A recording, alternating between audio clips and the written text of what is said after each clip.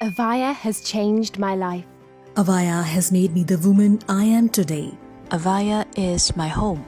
AVAIYA is personal freedom. AVAIYA is the reason my life continuously improves.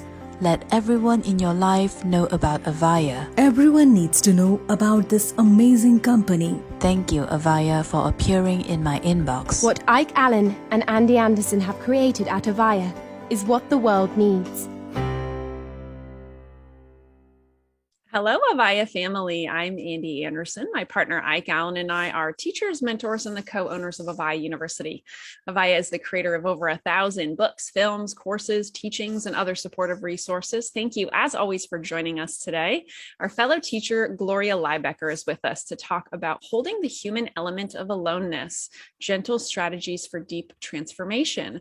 Gloria combines relational neuroscience, body-centered awareness, and family constellations in her coaching and counseling practice. She is a teacher of relational neuroscience, needs-based communication, and resonant language. Her intuitive approach supports the deep healing that is essential to making sustainable change. Empathy and compassion towards self and others is at the core of this work. By developing these strong foundational life skills, we can create the agency to be with other people and share our experiences. Welcome to AVAIYA, Gloria. Thank you, Ande, for having me here. Yeah, so great to meet you and learn about you. Why don't we get started with what inspires you to do what you do or keep doing what you're doing? Well, at the heart of every relationship for me, it's the relationship with my children.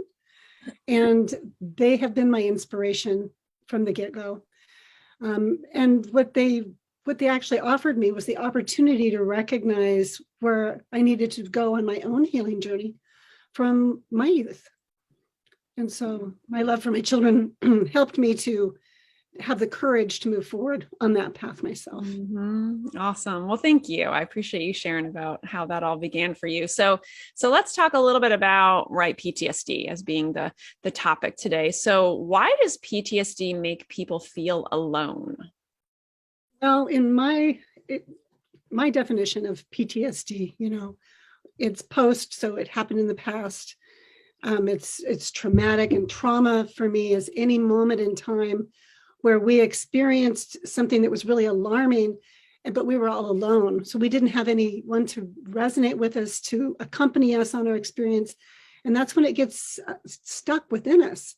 And so if you know Daniel Siegel's Brain in the Palm of the Hand, then the limbic system, it has superglues all of those aspects of whatever that experience was beneath our conscious awareness. And so anytime something comes into our environment, it stimulates that, and we can flip our lid. So we lose our ability to stay even present with ourselves. And if we didn't have anyone with us, then we're in that really state of being alarmed and alone, which then if we get stuck there, we need to find some way to feel safe enough to begin to allow ourselves to be in relationship with somebody again. Yeah, and you just kind of touched on this in using the words alarmed and alone, but what as a whole is this terminology, right? Alarmed aloneness. Well, it's a state in which we get an elevated heart rate and also increased cortisol. And that happens for many of us when we were children, when someone who's important to us has seemingly disappeared or something important to us. And I really like to use that expression more than calling it separation anxiety or abandonment, but it has those connotations. And again, like I said, for many of us, that is an experience we may have had in childhood. And when it's not been named, then it persists in our body until it is known and when it is resonated with. So if it's not, then we can have this sense of loneliness that can continue for decades. Yeah. And do you see, this loneliness manifesting even when people are with other people, like feeling that loneliness? Yeah, you can feel alone in a crowd. It's an inner state where it's like a sense of separation. It can, for some people I've spoken with, it feels as if there's a glass pane between them and anybody else, so they don't feel felt. It's an expression that I really like. when you can feel felt, somebody really gets you. And your body senses that neuroception of safety, where you can start to have a relaxation response. Otherwise, there's kind of a hypervigilance that's just under the surface, monitoring everything. Absolutely. And you kind of touched on this also, but let's talk a little deeper about how this alarmed aloneness can be connected to PTSD. Do you see a lot of people who have experienced PTSD have this alarmed aloneness? Yeah, so that kind of brings in Jaak Panksepp's circuits of emotion and motivation, particularly the panic grief circuitry. So when that gets alarmed, we go into panic. We have that grief. There's that sadness. For humans to actually be able to grieve and mourn their sadness, they need accompaniment. They need another presence with them. And so when we flip our lids, and that emotional alarm system has all of that sticky, super glued trauma memories, the hippocampus goes offline. So we don't have the conscious awareness of it, though. So the amygdala really forms those traumatic memories. So we need to be able to get to the point where either when we recognize that somebody's gone into that little bit of a panic alarm, to be able to come alongside of them without being intrusive, so that they are able to feel safe enough to allow that closeness, rather than many people, what they'll do if they see somebody go into a little panic or alarm is they will get uncomfortable themselves, and the tendency might be to start to offer advice and solutions. But what the body really yearns for is for somebody, when we flipped our lid, for somebody to come alongside and support us to begin to come back into our bodies to feel safe. So that neuroception of safety is something that you just feel it, it. Like if you step in a room, you just feel relaxed. Or there can be another time you step into an environment and you're just on guard. You're like, what's going on here? Your body senses these things many times beneath our conscious awareness.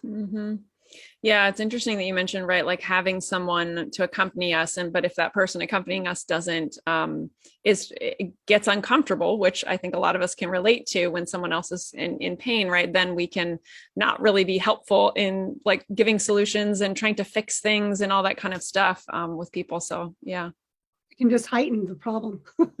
Right. Yeah. It's so interesting. So let's talk a little bit. I'm curious, right? Like we're talking about PTSD. How do you see PTSD as different than just trauma as a whole? Well, we can have a trauma experience and not be traumatized. And there are different studies that have revealed some of that, where there's children that have gone out to war and been soldiers. And when they came back, if they were embraced in their families and accepted back into the fold, then they really didn't show those signs of PTSD. But if they were outcast or they were, diminished or disdained, then they had a lot of PTSD symptoms. So that really does reveal a lot about the need for relationships of care and of kindness and of understanding. If we have a place where we can talk about our experience and what happened, and our body can get to shake out those tremors or those neurochemicals that got lodged in there, then we can have had a traumatic experience, but we're not traumatized. Yeah. How much do you think it takes, right? Like if someone has had an experience, like how much do we need to talk something out? Like, I mean, obviously everybody's different. We all have different experiences, different traumas, but right, like how long do we need to be talking something out for us to really get it out? Well, we can check our bodies when we can come into our body, and we can keep coming back to the body after we have shared an experience. If we keep tying it back into the body, slowing it down to be with that inner experience, we'll actually have the felt sense of when that's enough. And maybe we'll need to come back and check back in again. It's kind of like a small child. If you had one come up and they had a fall and they had a boo-boo, or however they wanted to express it, and they need to come up and tell you all about it, and you listen and you reflect what they say, and then they go on. Maybe a little later, they just need to come tell you all about it again. It's just until they really felt or really feel heard fully. And are there any last pieces? So with children particularly, I will say, and is there anything else you'd like me to hear? Even when I think that for sure done, I would ask again because, well, there may be. And so that's a nice way to actually be in a conversation, to really listen deeply. Is there anything else that you'd like to have heard? Mm-hmm. Yeah. Oh, wonderful. I love that. That's a beautiful way of looking at it. Well, thank you for that. And let's going back to alarmed aloneness, right? Why do you think it's hard for some people to come out of this alarmed aloneness state?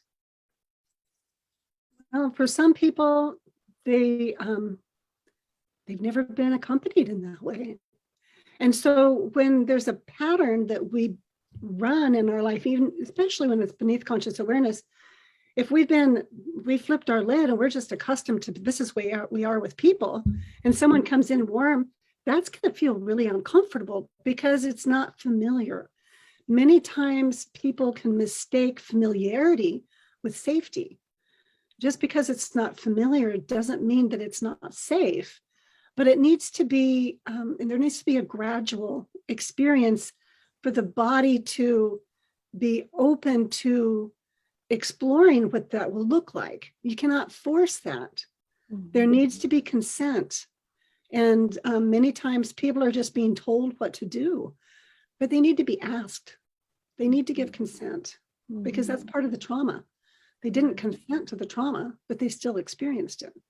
Right. And, that kind of makes me think of the trust issues that a lot of people tend to have after trauma, whether that's, childhood or an adult experience or what have you. If it's relational, right, oftentimes there can be trust issues. Any suggestions for people on how to, right, cultivate that trust muscle in their healing journey?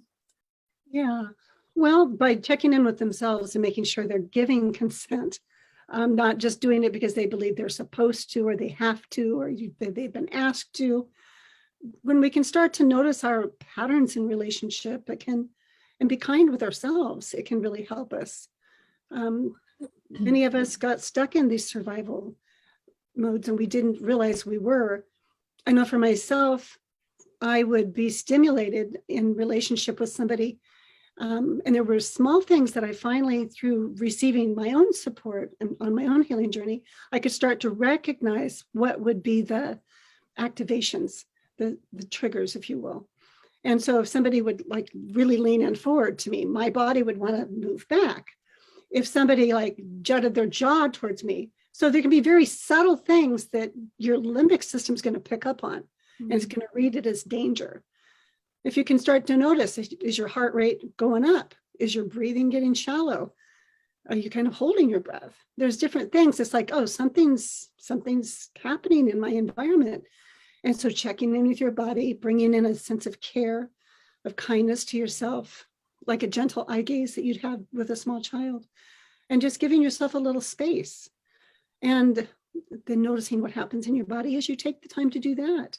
Mm-hmm. And it can take a lot of courage. It depends on who you're with, but to be able to say, I just want to slow things down. I'm feeling a little uncomfortable. I just need to take a little break. Right. Give yourself a pause. Give yourself the space you need. Right. Other than feeling pressured. Mm-hmm. Gotcha. Awesome. Thank you. And what are some healing possibilities for people, right? People who have PTSD, who have alarmed aloneness, what are some modalities maybe that you've used or you've helped other people use? Well, there are very many wonderful modalities that people can choose from in our world, especially now with so much more awareness of what trauma is in our world. The ones that I particularly resonate with are what I call time travel empathy with resonant accompaniment. And that's where it's kind of like a visualization technique. It's where you slow time way down and you come into your inner experience and you use your imagination, and you can allow yourself to actually step through time back to the younger self, but bringing with you, for me, I like to bring like a golden bubble that's protective to come in and just makes the area safe. And there's a whole process that you can walk through that's very gentle. And it's also making sure you have consent for doing that. It's not going back to re-experience the trauma. It's going back to bring that warm accompaniment that was missing. Mm. And many times in that process, what you'll do is you'll uncover that there were some of those unconscious contracts or maybe sacred vows that we made when we were little that's actually keeping us stuck because we never wanted to experience that trauma again. And when we were little, it made sense. But as we get older, unless we develop an awareness of it and have a process that we can release that contract in order to receive the blessings that we actually needed. And that's a very beautiful process to go through too. And it's the timing of it depends upon the person and their body and how it is for them to experience it. Another one that's very powerful is constellations, family constellations. And I enjoy providing that with my horses. I have a herd of 6 horses. And so I do constellations with horses with people that's very profound. It's being able to take whatever aspects of their trauma experience and having it represented by the different horses as they move through a very body-centered process. And the meaning making comes directly from the person themselves. And I walk alongside of them as accompaniment and also to provide them with that neuroception of safety, especially when they're around big horses. Yeah, I'm curious, like what, like as far as the horses go, like how did that, I've heard of various kinds of therapy with horses before, like what's the, like, where did that come from? How did we figure that out, that would be such a great, right, like thing to experience? Grew up with horses. And in my experience, it made so much sense when I became a therapist and I learned more about all the neuroscience and everything. I thought, oh my gosh, no wonder I've been able to find my way because of my horse. I had a beautiful black Morgan horse named Beauty.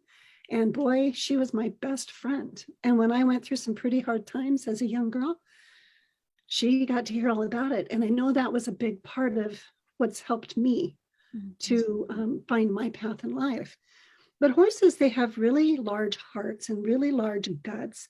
So they're very resonant beings. There's a lot of research that's been done through heart math with horses that allow us to see how our nervous systems can sync up with one another. And so just being with a horse, even getting to just stand beside them and spend time with them, our bodies resonate. Our bodies really can feel the difference. And when we're with a horse is going to read the person as another being from the inside out. They're not going to listen to the stories we tell. What they will listen to is the frequencies of what we say. And if it's incongruent, they might snort and swish their tail and say that, like, that doesn't feel safe to them. But when we are honest about what we feel, even if we're scared or we're sad or we're mad or we're happy, if it's what we're really feeling, then it's productive energy, even if it's been hard to name it. So like Daniel Siegel says, when we name something, we can tame it. And the horses reflect that back. And they are very, well, my herd is just very powerful horses with big hearts. And they meet people right where they are, whatever size or age they may be. I love that. Thank you. That's such a beautiful modality. And I get the chills just like hearing you talk about it. I think that's amazing. I'm curious too, right? Like, do you find that certain people are more susceptible to PTSD specifically? Is that something that you come across, like people with different backgrounds? Obviously, childhood trauma could maybe influence such a thing. Any thoughts there? Well, I want to hold with just a lot of care how there can be a lot of generational trauma. So maybe there's been kind of a lineage that's not really been acknowledged or recognized. Because if it's just the way it's been, it's the way it is. Right. And all the generations can have that kind of a mindset of, this is just the way it is. And they don't expect or know that there's possible to live life any differently. And so that can be a hard one, Yeah, it's very, absolutely. And I think the more I think our society as a whole is talking more about that, right? Talking about this generational trauma and how things are passed down, and absolutely. Well, and then people can have so much shame because if they identify with their family, and we love our families. Even when hard things happen, there are families. And so there's a lot of differentiation we need to be able to develop, and we need accompaniment for that. we don't need judgments. We need compassionate understanding. And when we have generational trauma, we need to be able to have support to look back through, to make the meaning of that, and to recognize the impact that each generation then had on the next one. And there's some real depth work there. Yeah. And we need to have accompaniment with that so that we don't get swallowed alive by our shame. Absolutely. And, you've mentioned accompaniment many times in the last few minutes, and I'm curious, is accompaniment, can that be anyone? Is it a friend? Is it a partner? Is it a therapist? Is it a practitioner? Like accompaniment, could you share a little bit more about like the detail of what that might look like? Well, accompaniment could be an animal. Right. A horse. Yes, a horse. My cats, I have 3 cats. They participate in constellations too. It's another being that you can feel felt with, that your body relaxes and you can feel safe with. I would want to have a lot of care when we're dealing with trauma to recognize when we're going to need some support with somebody that has experience with that, so that we don't end up becoming re-traumatized. Right. So, it's important to receive the support that you need. And it's also important to allow yourself to have relationships that you build trust in. So when a child falls and gets hurt, it could be traumatic if they don't have someone that's going to come and actually be with them and listen to what it was like for them. And it can be traumatizing for somebody if they get in a car wreck. So there's many different types of traumas that we can have. And if there's a warm, gentle eye gaze. I remember Peter Levine sharing a story once where he'd been in a car wreck, and there was a person that came alongside, and just because of her eye gaze and her touch and her smell, he was able to actually become a little bit more present within himself. So all those nonverbal communications between humans or animals, they make a difference. And so really to pay attention to how we are showing up in the world, we can be making a difference and an impact that's for the greater good by choosing to really be in kindness and in compassion and be open with people. Right. Yeah, I love that. Awesome. And I'm curious too, right? You mentioned like not re-traumatizing ourselves. What is that like? What does that look like? How does one get re-traumatized? Obviously, you could go back to whatever the trauma was and be reliving it, so to speak. Is that what you mean by re-traumatized? Well, yeah. Well, re-traumatized, I guess there could be many different ways people would perceive that. For myself, having the experience again, and then not having any with you again, or being shamed for it or blamed for it. There's many different ways, when people are triggered by something and then somebody comes in and starts telling them what to do, it could be another trauma on top of a trauma. So it can complexify it. Gotcha. Yeah. So, right. Just that back to the accompaniment and absolutely. Okay. Awesome. Thank you. We're in a relationship with people. Are we somebody that we just think we know everything and we're just going to tell them what they need to do and get on with it? Well, that's not very compassionate. Yeah. Gotcha. Okay. Thank you. I appreciate you kind of diving a little deeper into that. That's a term that I hear a lot in these conversations, but I wasn't really clear on all the different ways that it can manifest for people. Got it. And what about like anxiety as it relates to trauma? I know a lot of people, if they've had a really difficult experience, they could have lots of worries and fears that might happen again. When people are in these like states of anxiety or catastrophizing, those kinds of things, do you have any suggestions for them? Well, slowing it down, if you're able to come back into the body, that is the first place that I personally go, and whenever I work with my clients, is just to call a gentle pause, just to notice when we're telling whatever we're sharing, whatever we're thinking, and we notice what happens in my body as I'm doing that, because there's a moment in time that's coming up out of our alarm system. And so it's slowing that down in order to start to allow the body to feel felt. Another tool that I do use, I'm also an advanced practitioner for the integrated listening system. And Stephen Porges developed what's called the Safe and Sound Protocol. And it's music therapy. And it's specially gated and conducted to go into the 7th and 10th cranial nerves as you listen to the music. What it does is it works the middle ear muscle.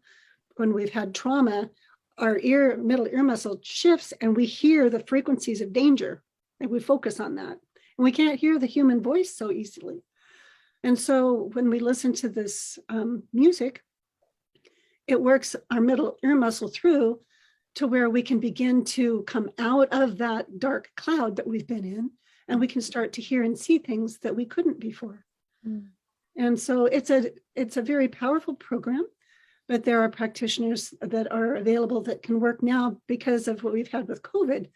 They've developed it to where it can be done from a distance. So that's a really great tool that can be used with people when they're working with a practitioner. Wonderful. Thank you. Yes. The benefits, right? Certain things that have come out of COVID that have helped us, right? Right. I love it. Awesome. Well, thank you so much for sharing, Gloria. I love this. This has been a great conversation. And I want to make sure you get a chance to talk more about you and how people can learn about you. We've got a free gift you're giving away as well as a course, and there's a couple of links below. Can you share about those? Yeah, the free gift is the Healing You Method intro. And it's where you can discover how your fear and pain are keeping you stuck and stealing your confidence. So you learn you can finally unlock those trauma patterns to reclaim your true essence. And it's an introduction to the special offer, which is the Healing You Method 6-module course, The Journey Begins. So in The Journey Begins, it's an online course that I've pre-recorded, and you'll be supported to tune into your body sensations to begin to fully notice the physical, emotional experience they're having, and to receive some really valuable information about the path to deep restorative healing.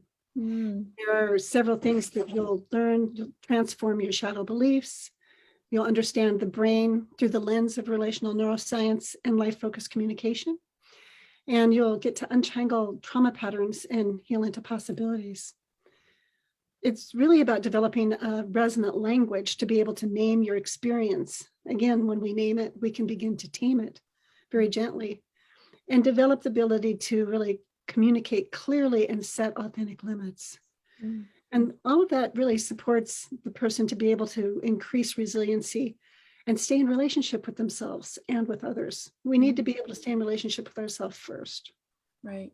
Awesome. Thank you. I love that. And again, everyone watching, the buttons for both that free gift intro as well as the 6-module course are below. So you can click on them and head over to Gloria's site and check them out. Do you have any last insights before we wrap up?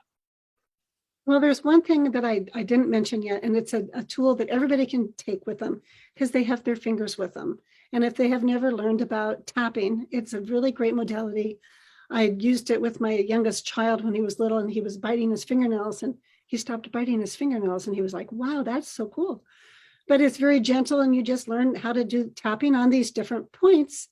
And what it does is it opens up the meridians that you have and allows where the blocks might be energetically to begin to open and to flow again. And it's very gentle, and you can do it no matter where you are. Wonderful. Thank you. I appreciate you giving us that last tool. Thank you so much for doing this, Gloria. Thank you for inviting me. It was a really fun conversation. Yeah, absolutely. And thank you, AVAIYA students who are watching or listening. We wouldn't be here without you. So thanks so much for joining us here for this journey and just taking this courageous step forward on your own path. So we really appreciate you, and we will see you again very soon. Take care. Hey, everyone. Thank you so much for joining us for this latest class with Gloria Lybecker. She was talking with us today about holding the human element of aloneness, gentle strategies for deep transformation. We talked about many different things. We talked about therapy with horses and animals and how wonderful that can be for our transformation. We talked about family constellations and tapping and many other things. And I think one of the big take-home messages for me was when we talked about accompaniment, right? The fact that we have, most of us, right, experienced traumas, and whether we were children or adults, perhaps didn't have that accompaniment after a traumatic event, right? And therefore may have developed things like PTSD, other kinds of symptoms that have come out of that unhealed trauma, and just the importance of accompaniment, and really that being another being that you can feel felt with, right? That's what we talked about. So accompaniment being that other being you can feel felt with, whether that being is a horse, whether that being is your dog or your cat, or whether that being is someone that you trust, a friend, a partner, a family member, a therapist, a practitioner, what have you, but just how important it is to have that accompaniment in when it comes to your journey in your healing and transformation. So I hope you felt that this was helpful to you in your journey today, and we will see you again real soon. Take care. AVAIYA has changed my life. AVAIYA has made me the woman I am today. AVAIYA is my home. AVAIYA is personal freedom. AVAIYA is the reason my life continuously improves. Let everyone in your life know about AVAIYA. Everyone needs to know about this amazing company. Thank you, AVAIYA, for appearing in my inbox. What Ike Allen and Ande Anderson have created at AVAIYA is what the world needs.